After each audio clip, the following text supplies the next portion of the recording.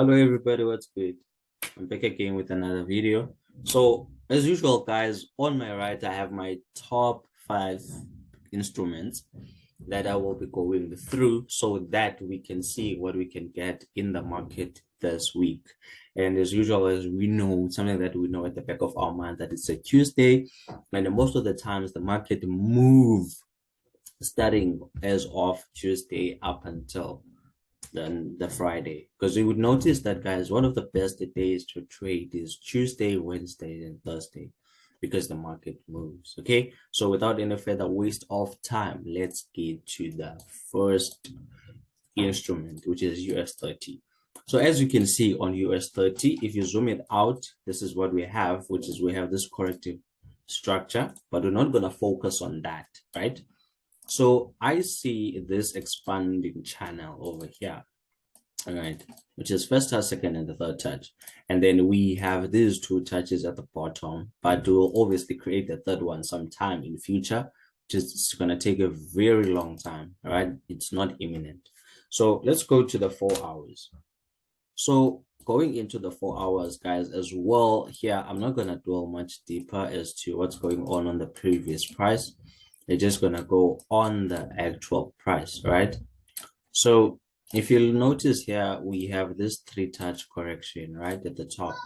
And then you'd also notice that we can drag it all the way like this, right? But it's just, what's important is to cater for the most touches, right? And also don't forget to draw your trend lines on the wicks of the candles, because I feel like we need to start treating wicks as part of the price rather than thinking about them as traps or whatever, right? So it's about how you use them to your advantage, okay? So yeah. And then as you can see, guys, we have this corrective structure, but it does not mean that you're going to sell immediately. Otherwise, this correction could still be built up until it gets today, and then before it actually goes down. That the market can do.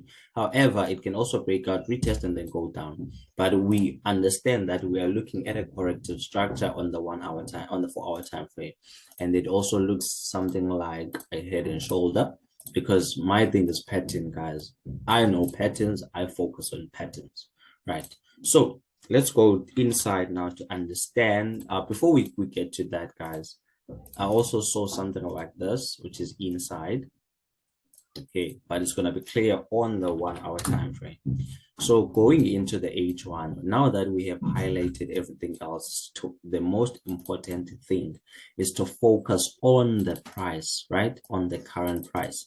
So as you can see, guys, the market inside has been moving in impulses and corrections. Impulse move, correction, impulse move, correction, impulse move, and then it's now building up this correction. So in other words, in as much as this looks like a head and shoulder, which is usually a sell reversal, or it looks like a correction that usually signals the reversal, but we also need to understand that it's a little part of an uptrend market. So for as long as we're still playing in this ascending type of nature structure, we're still looking for potential of buying opportunities, unless the market would obviously break the trend line below.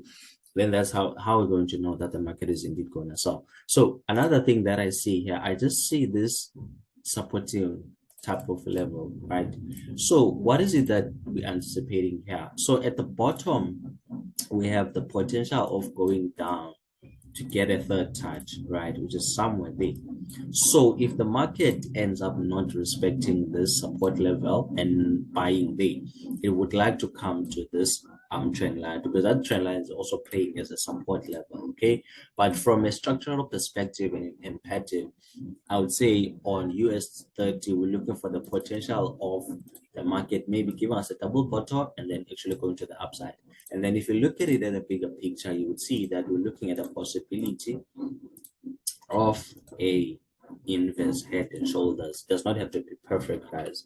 Then we can also just drop it to the 50-minute time frame.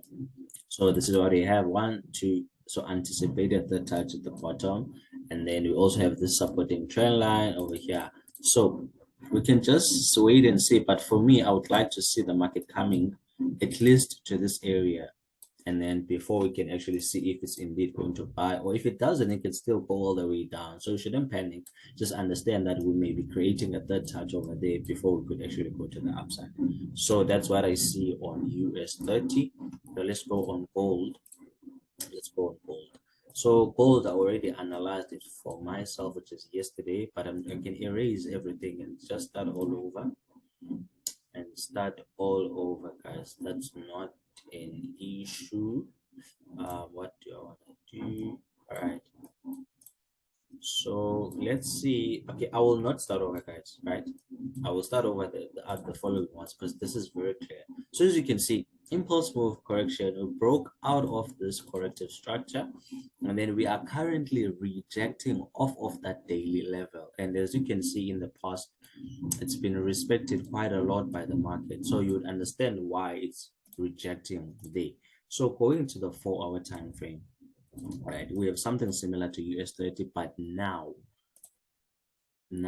this one is already played out in terms of sales. Okay, so if we drop it to the H1, there's something interesting that's happening here on gold. So if gold is to not continue with the sales, this is the reason why it would end up being a buy, which would also confirm what's happening on US30, because when the dollar is weak, US30 buys, XAUUSD, which is gold, will gain an upper hand over the US dollar because the dollar is weak. Okay, but if that does not happen, it simply means that the market may build a corrective structure, but I think it's going to be clear here. So if that does not happen, guys, let me just delete these red lines, these lines. Okay, so if that does not happen, or the market is kind of like tricking us, it may just come here to give us a third touch, which is something like that, which is there, and then actually go to the downside to actually give us buys over there, meaning that in a bigger picture, it will be building up a correction. So that's what would happen if we end up getting the sales. But sorry for the noise, guys, but from a higher perspective, I would say if that's a true double bottom, then we just might see gold going to the upside, which is by means of this, which is impulse move correction, and then we can buy all the way to at least there as the first TP. Right. So let's move to EURUSD now. So EURUSD, something similar to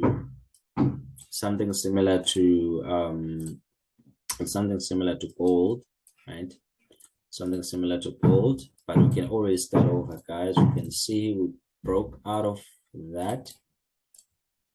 So we broke out of that, and then we currently may be rejecting off of that level. And then you also have that two-touch correction at the top. And then we also have that. So let's go to the 4 hours. So dropping it to the 4 hours. So dropping into the 4 hours, guys, you can see this corrective structure. And I don't know if you saw, guys, so as you can see, we have that two touch and 1, 2, 3. So unanticipated fourth touch here in the future. So let's go to the 1 hour. So going to the H1, guys, now that we have built a playground for ourselves, if EURUSD is to sell, this is how we would like to see it selling all the way here. Maybe when it gets here, then do that, right? So that's what we're expecting in the long run. But focusing on it now, you'd also see that we are building this 3-touch correction to the top, meaning that EURUSD and gold may not yet be ready for sales. Okay, that we need to put into perspective. However, if the market breaks out, retest, then we know that this is the target. You know what I'm saying? So let's go to the 15-minute. So on the 15-minute, you can also see that the market has been building that corrective structure, which could show that EURUSD may be a buy.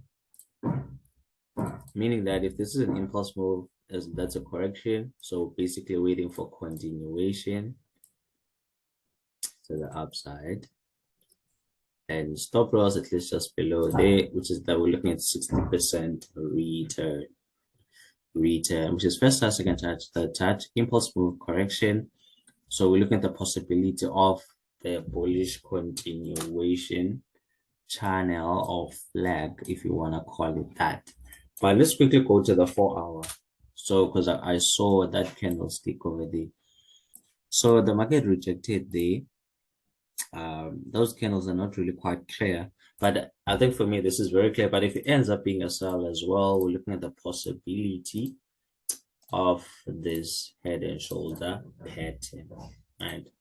So let's go to USD Swiss francs, because USD Swiss francs is negatively correlated with Euro USD. So as you can see here, this is what we have. Okay, we have this descending channel that usually serves as a reversal, right?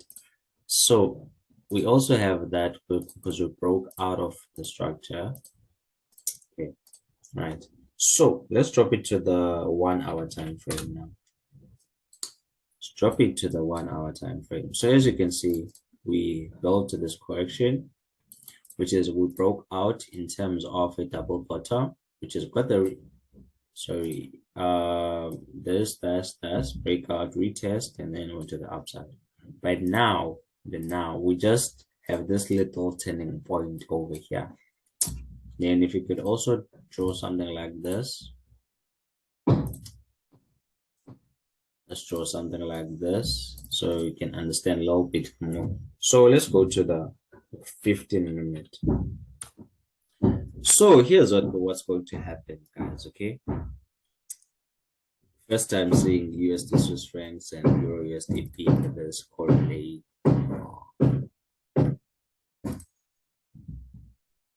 Right. So, guys, if USD Swiss continues buying up until there, then Euro USD will be a sell. However, if USD Swiss breaks below, retest, then go down, then we will see Euro USD being a buy. So it's a matter of just waiting now. But I don't think much is going to happen today because they are not even like news. Fundamentally, there's not much from the USD side. So this may slow up until say maybe tomorrow, where there will be news that will move the market. Okay. So let's move on now to the last one, right? So let's go to the daily, guys.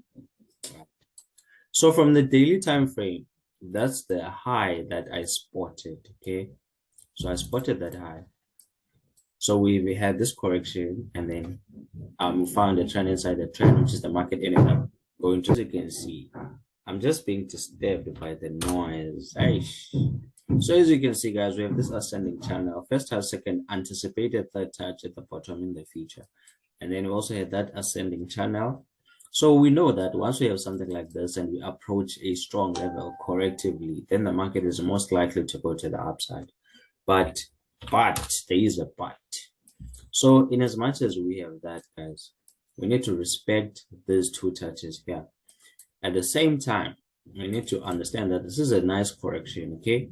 It also presents me with an opportunity, with the likelihood of a head and shoulder.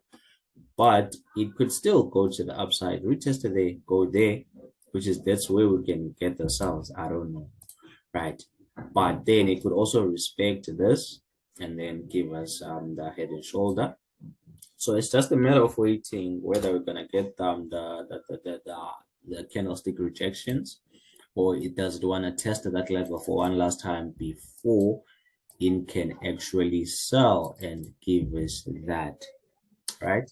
So let's go to the 5-minute time frame just to see in terms of candlesticks, and then let's move that a little bit low. So it's not clear at the moment, but if it ends up being a sell as well, guys, it will depend on the news that are coming up today on the CAD side, which is the interest rate decision. So if it comes out strong, which is if the CAD If the interest rates gets raised, then that will boost the currency, meaning that the CAD is going to be strong. Hence, we'll get the sells. But if they fall short of that, then GBP CAD will be a buy, because that would mean they did not meet the interest rates target, and that depreciates the currency, right? So that's it from me today, guys. I hope you took something very good from this video. If you enjoyed it and watched up until the end, please just do me a favor, hit that like button, subscribe, and I will most definitely see you on the next video.